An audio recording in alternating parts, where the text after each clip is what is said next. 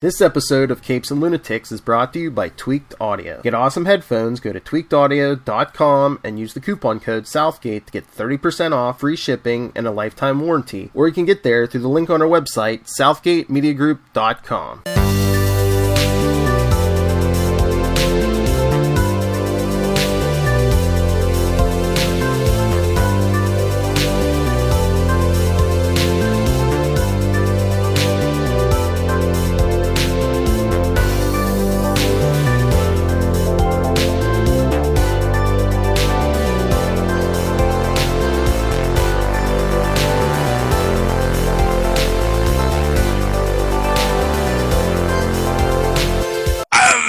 Hearties, and welcome once again to Full Stream Ahead.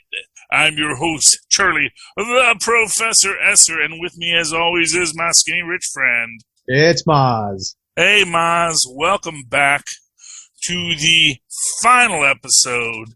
Today, we're talking about the Falcon and the Winter Soldier. One world, one people. Season 1, Episode 6, as the Flag Smashers escalate their efforts. Sam and Bucky take action. This, of course, was directed by the great Kari Skogland. Malcolm Spellman, of course, gets our written by, along with Joseph Sawyer. Malcolm Spellman gets our created by.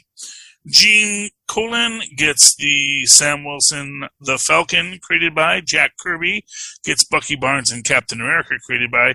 Stan Lee gets Sam Wilson, the Falcon, created by, along with Joe Simon, who does Bucky Barnes and Captain America. Malcolm Spellman, again, is the head writer.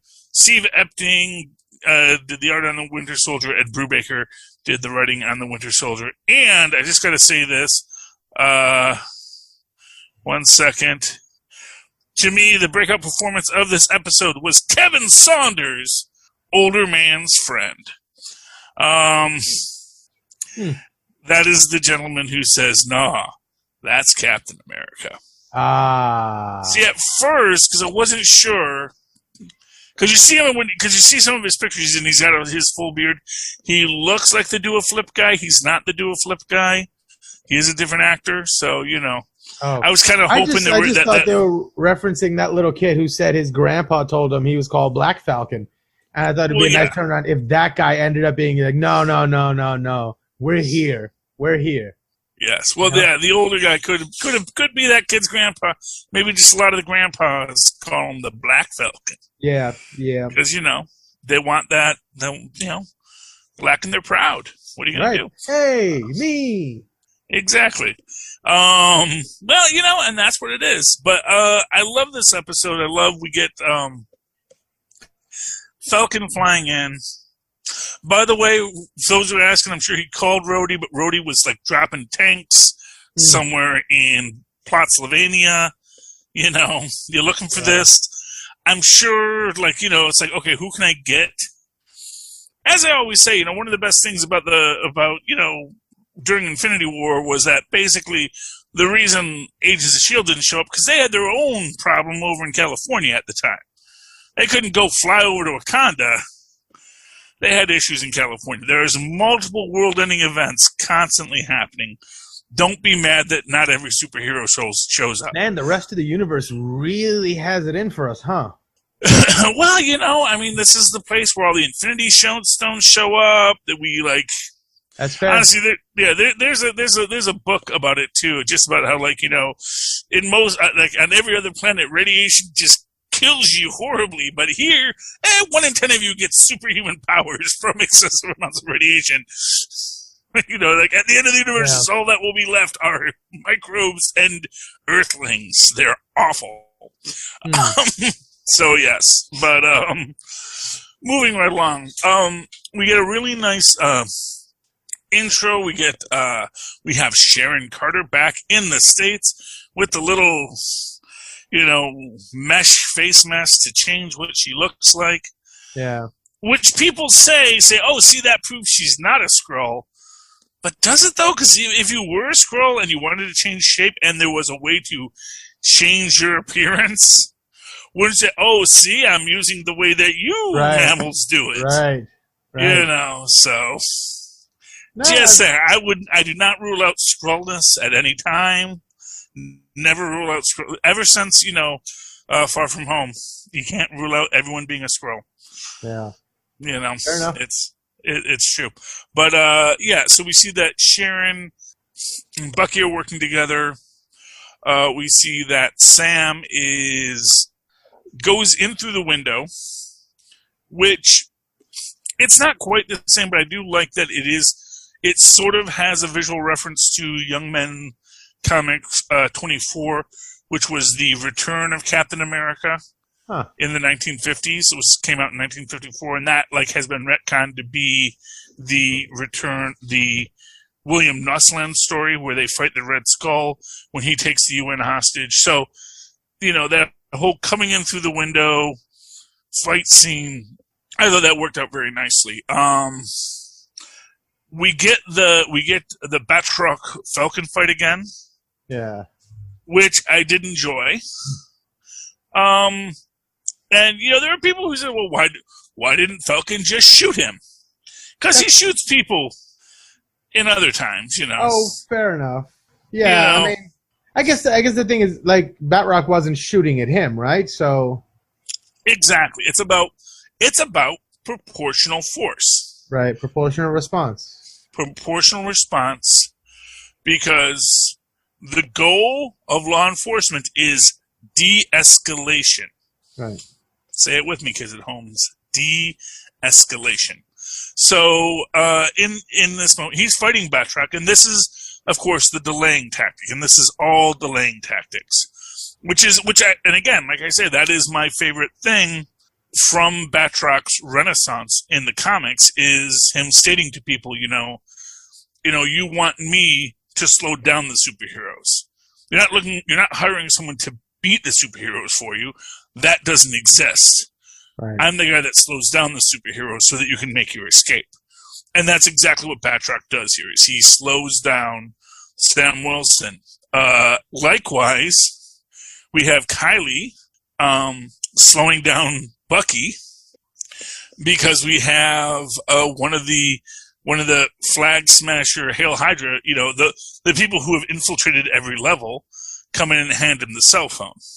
So that basically Kylie can monologue Bucky so that everyone can so that the plan moves forward. It's just such an interesting moment where this person handing him the phone is obviously a Flag Smasher, but the image she gives off is, hey, I'm just a standby, a bystander. So you can't be, and he has him like, do I attack her, or is she just a civilian? What's the protocol here? He goes, all right, let me just answer the phone. It's just such a funny moment. Yeah, but that is how the Flag Smashers work, is they have all sorts of levels of people within their organization, and some people really are just, protesters and marchers, people who walk in and hand you a phone. No crime committed, just hand James Barnes this phone. Yeah, but if you got that phone from a known criminal, a known terrorist, there's some sort of transitory possession statute or something. Well, yeah, but then again, you also have, so for example, and that whole idea of a known terrorist, you have, because as we've seen with modern culture, you can say someone says someone's a terrorist. Right. Are you going to necessarily believe they are a terrorist? I'm just saying, from a legal perspective, it's like, from a legal perspective, or whatever, it's like you're involved in the whole, conspiracy, the whole enterprise. Yeah, well, I mean, that's one of those central questions of what is it, the January 6th, Now, say Bucky takes that phone, walks into an ambush because of it, and is killed. Is that lady accessory to murder? I would say so. Oh, no, she's absolutely accessory to murder. Right. I mean, yeah, no, I'm not trying to minimize it. But again, it's about what's the proportional response. And also in this, we have Bucky. Right. We have Bucky trying to effectively talk down Kylie. He's trying to use all these great skills he's learned from Sam, from his psychiatrist. He's like, I can do this, man. I can talk someone down. I can say I can feel where you're at. I can walk you through. But at the whole time, Kylie's just looking at him like, yeah, you old fool, and she is playing him, because even Karen or even Sharon says, when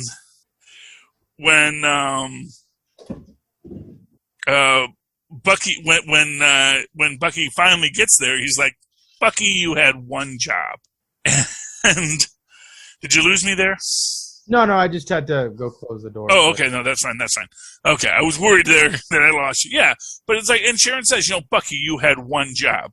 Don't get distracted. And even immediately as, Sam, and this is sort of the limitations of being a superhero, Sam immediately tells him when he gets in, it's like, they're trying to get us to leave. Don't let anyone leave the building. Captain America says so, especially when we all know Captain America's on the moon. Right. Yeah. It's, so that's the thing. And this is where we first get the Sharon is very evil reveal, because when she takes out her flag smasher, who's the big fat guy flag smasher, she takes him out with vaporized mercury, which is just, dang. She just melts that man's face off. Yeah. Yeah. Although that's going to come into something I want to talk about at the end of the piece. Okay. About what really happened with all of our flag smashers, all of our dead flag smashers. Because I don't think we've seen the last of any of them.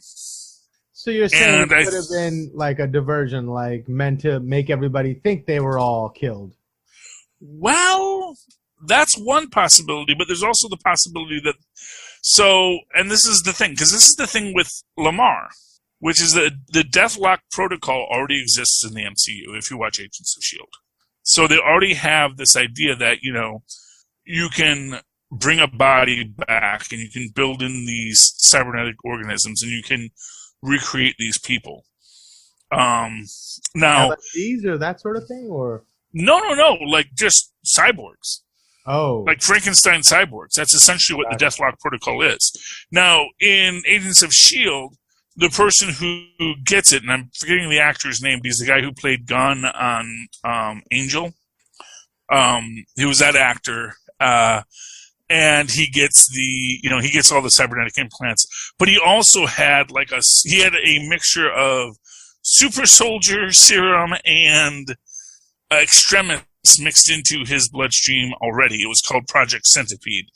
And so the idea of using super soldier bodies for these Deathlocks, because here's the thing. This is what I've said, or I've said this earlier, and I've said this many times, is the real point of this isn't that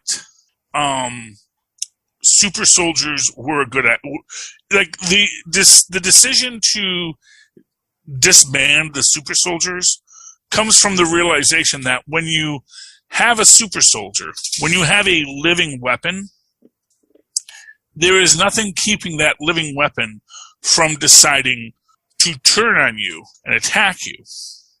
Whereas if you have technology-based heroes or villains or whatever, all you need to do is turn off their technology. And suddenly the person who was your threat is no longer your threat. Because you can just like Wakanda did when they turned off Bucky's arm. You know, when the Dora Milaje pop off the arm, it was their way of saying, you know, we made you and we can take you out if you decide to oppose us. And that's essentially the conundrum of, you know, you have these guys like General Ross who have this idea of the super soldier and imagine soldiers being these people who follow orders, but even non-super soldiers don't always follow orders, you know.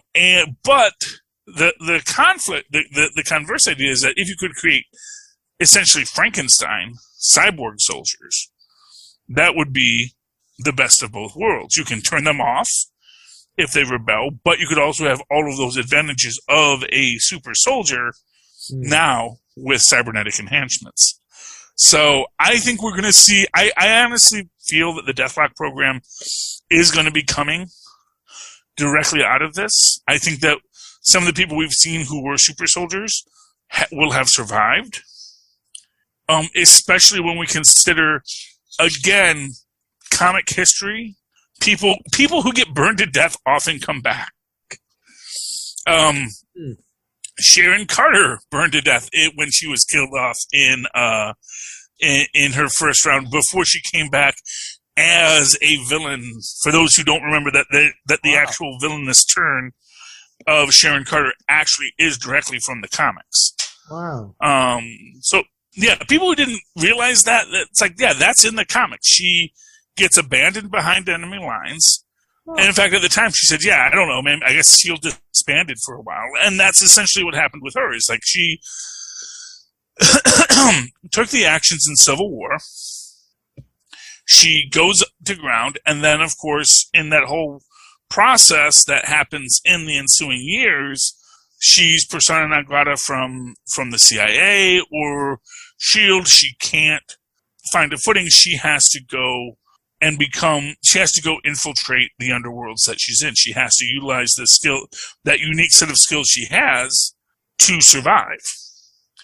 And that's how she winds up in Madripoor. And that is very much the history of that character in the comics. When she comes back, she is that same, cruel, cynical person, and is, but trying to betray Captain America in that whole situation too. There's a whole thing with it. It gets pretty dark, but it comes around to its own conclusion as well. That this is a means to an end, that she sees that she's got this incredible opportunity with the life and the connections that she's built in Madripoor to go even deeper. And this allows her to tempt that situation and get even deeper by bringing something seemingly of a lot of value to this person, but with the end goal in mind to eventually flip on him and then have a bigger case. Well, again, it's the idea that, you know what? This is the idea that people say in this, which is like, I guess Sharon's the power broker because Batroc calls her the power broker, and Kylie calls her the power broker, but Sharon never says I'm the power broker. Right. Instead. And this is my thing. I think she gives them like sort of this like knowing, not really a smirk, but just a knowing glare. The takeaway on this is that you see I don't think there is a power broker. Power broker is the myth that the people of Hightown tell the people of Lowtown to keep them in line. They tell them, there's the power broker, and they're the one in charge, and everybody, people in Hightown and people in Lowtown, we all have to do what the power broker says. Meanwhile, the actual people in Hightown know there's not really a power broker. There's probably, at best, maybe a collective of very powerful people in Hightown who have an understanding. But the idea of there being one power broker seems very unlikely. Right. It seems like maybe that's just what they call the organization. It's like a mascot or a metaphor representing the interests of this conglomerate. Exactly. And I think that Sharon within that serves a purpose. She serves a role. But then who is the old man in the pickup truck saying, okay, great, they've been eliminated at the end? Oh, well, that's Zemo's butler. Oh, okay, that clears up a whole lot. All right. Yeah, that's Zemo's butler. Yeah, there was a lot of confusion, and I wasn't quite sure who that guy was at first either. And I'm like, wait, that's right, Zemo's 800-year-old vampire butler. Right, because I kept thinking maybe that's the real power broker, but then I was like, why would the power broker, do something so beneath his position as to be out, on a mission? You sit back and you let your lackeys handle this sort of thing. What do you? Okay, so that makes a whole lot more sense. He is a lackey. I get that. What really happened there?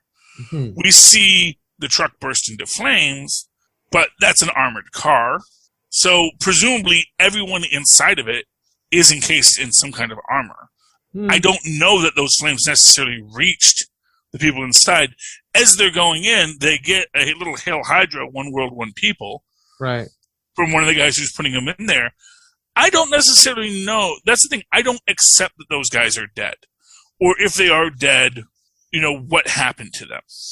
Right. And of course, then you have, of course, everyone's favorite new character, the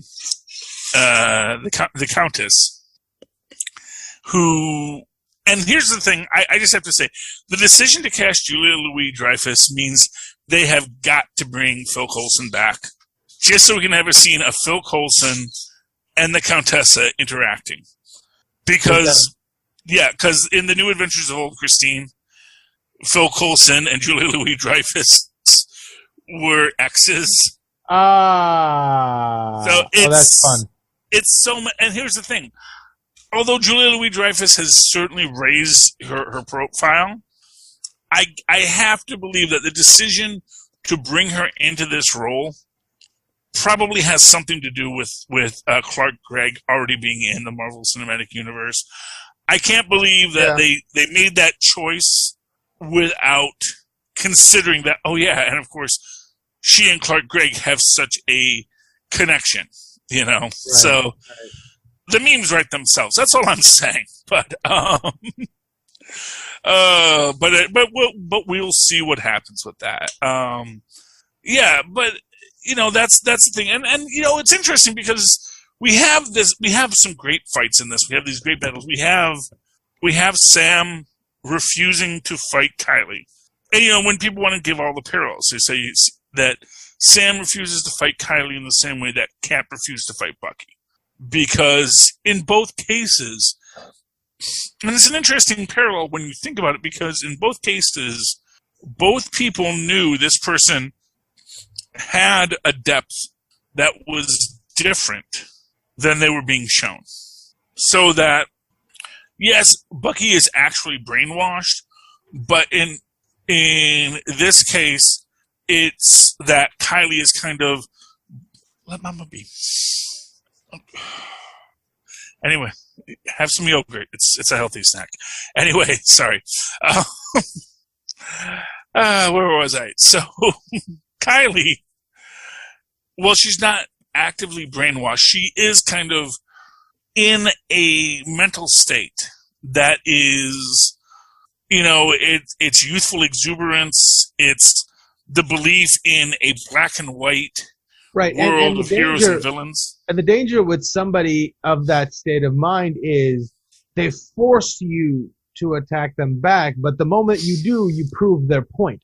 So exactly. They leave you between a rock and a hard place where you have your morals and your philosophies to stand on, but in order to do that properly, they're making it very, very hard on you. And just like the Joker with Batman, he's trying to prove a point that you're just like me. And that's the battle they're having. No, we're not all just like this. We don't all have the capacity to turn to this.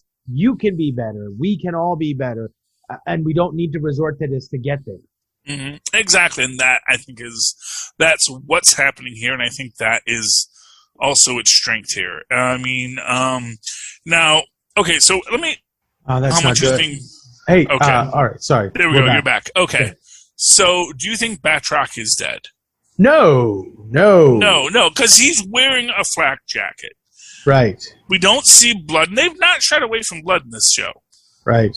And, because my thing on that is actually that Sharon shot him in the padding just to take him out, not to kill him, because he's still a valuable asset.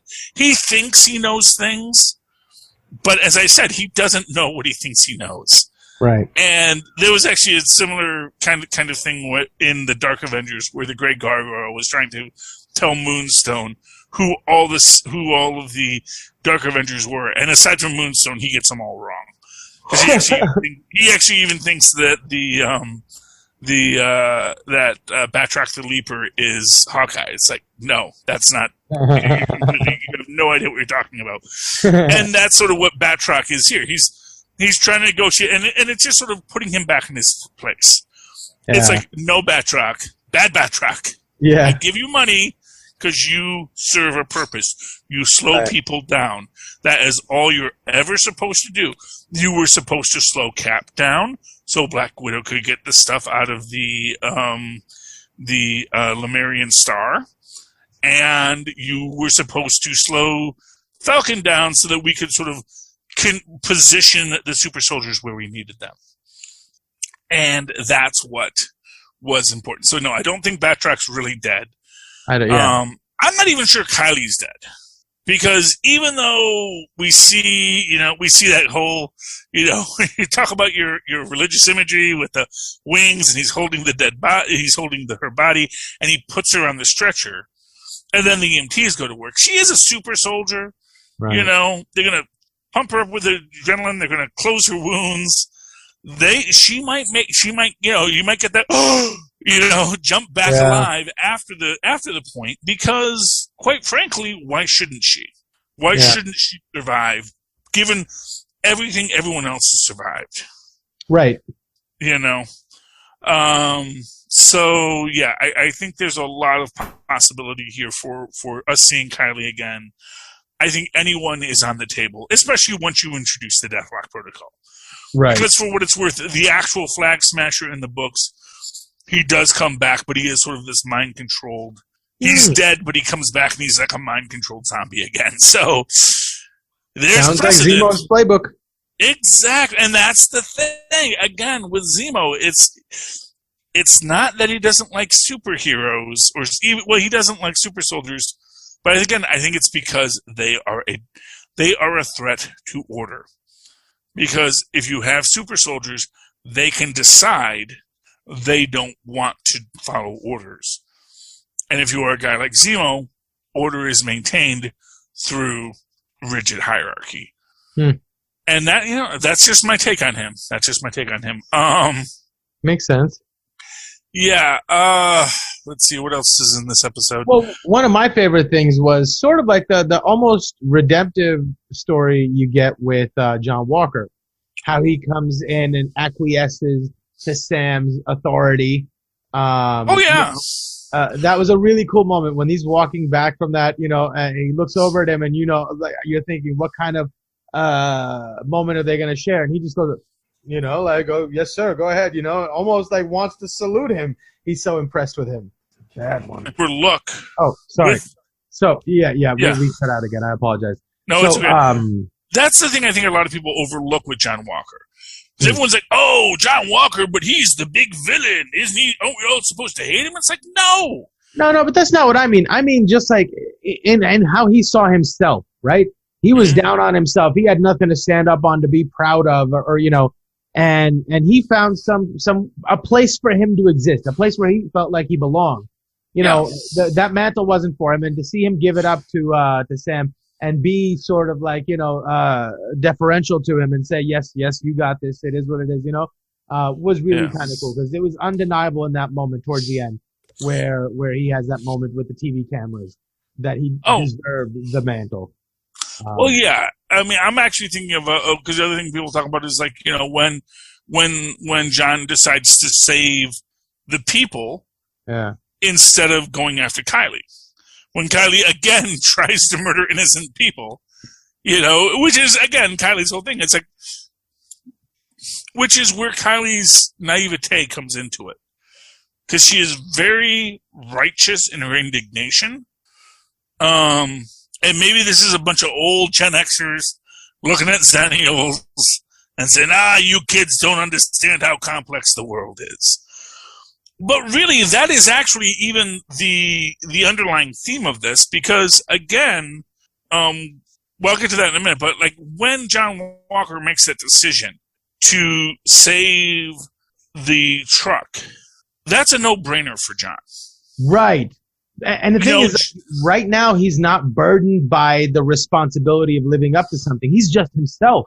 And when he doesn't have that other added, thing of ego to protect, or like this image to uphold, or this or that, he's just himself. He does the right thing. It's not that he's a bad guy. He was just put in a position he did not belong in, that was not leveraging his strength and his skills.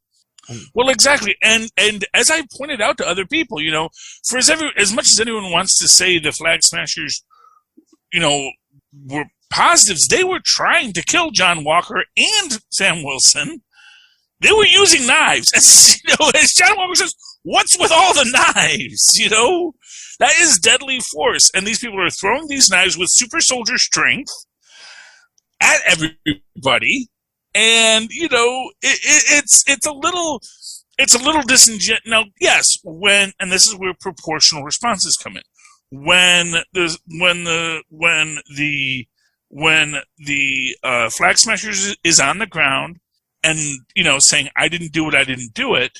First off, he was a part of that. But more to the point is that's when you don't use deadly force. You use some sort of restraining force. And that's where it gets to show this was excessive. And that was the problem, is he used excessive force in that moment. But at the same time, outside of that war zone mentality, when he actually sees civilians in danger to save, he's going to save the civilians, because that is who he is still. For all of the darkness in his portrayal, he's still human, and he's still going to do the right thing when innocents are in danger.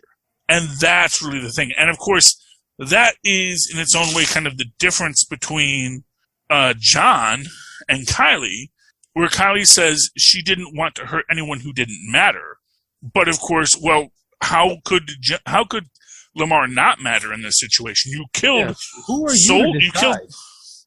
Well, but the idea is that she's killed lots of people who were opposing her, and Lamar definitely was opposing her. So she doesn't have to. So she could say, she could be cold and say he was in my way, and you were going to try and stop us, and there was no other way but to kill him. Right, but then how is that any different from what you are supposed to be fighting? That's the exact same battle Sam was fighting when he was choosing not to fight her and proving to her that this is how you handle it, and you can handle it this way, and that's what she failed to do. So in fighting the way she was proving everybody else's point that she was in the wrong. Well, and that is, I think, as I've said, that is the point when you do get Sam's big speech.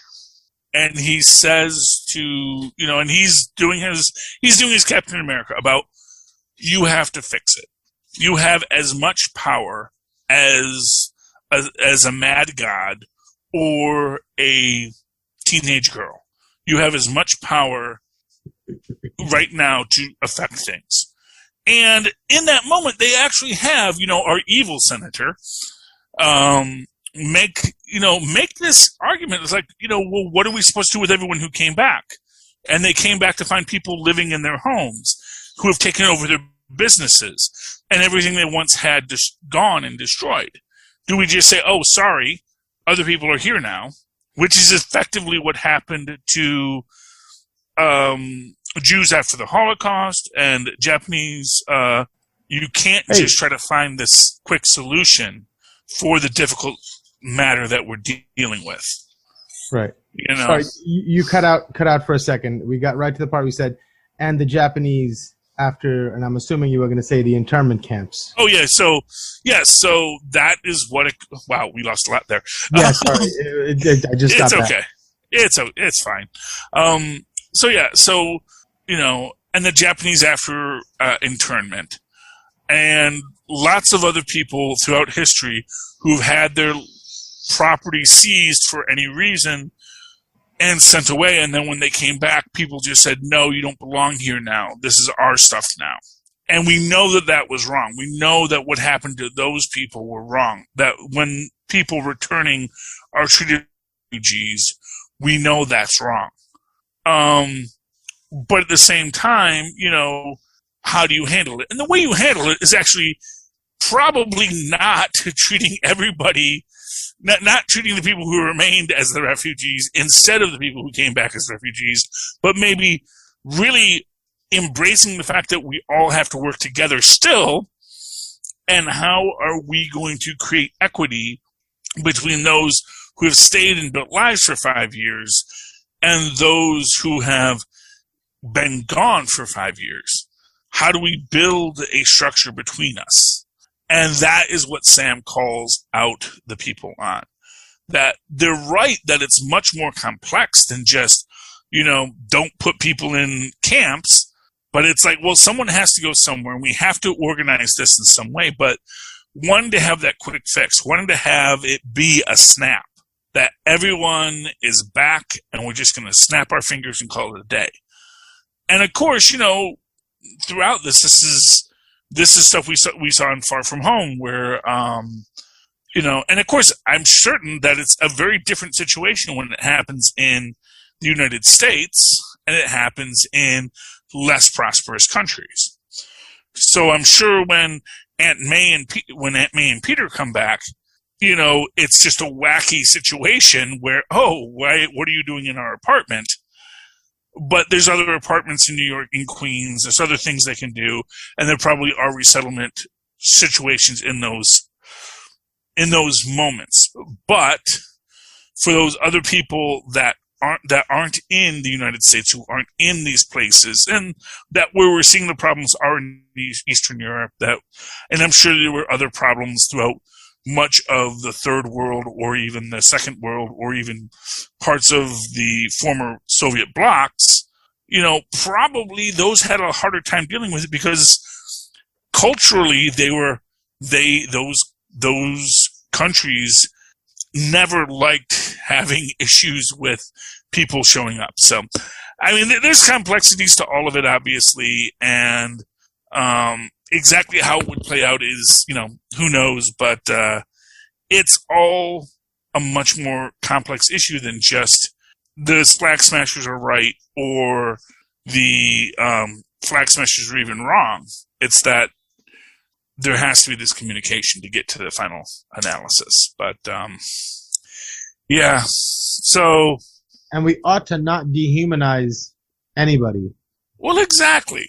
You need to, and that's really the real ideal situation would be to have people, have representatives of the returned in the conversations about what to do with the returned, and that is the issue. Because I'm certain that a lot of returned weren't in that situation, or if they were people who had returned, but were in a status when they returned where it was less. It was more a wacky misunderstanding than it was a real existential problem for them. So, like, if you're a senator and you come back after blipping out, you may not still be a senator, but you still have all of your connections and you still have probably some wealth. So your returning is less problematic. But in that way, you don't have an understanding of what it is to return and not be that. And likewise, if you were one who stayed and are a senator, you don't have an understanding of what it's like to be one who had stayed and now has been kicked out of your apartment by some military force, because it's a little different when you're in that upper echelon of society. So, and that's really what it's about, is that it's not about, this versus that. It's about how do we communicate from the bottom to the top, and how does the top listen to the bottom? How do we get between the mind that conceives and the hand that creates? What is the mediator? That mediator is the heart, and we need that heart. And that's Metropolis, Fritz Lang's masterpiece. So, okay. Any final thoughts on tonight's episode? No, I think we got to it all.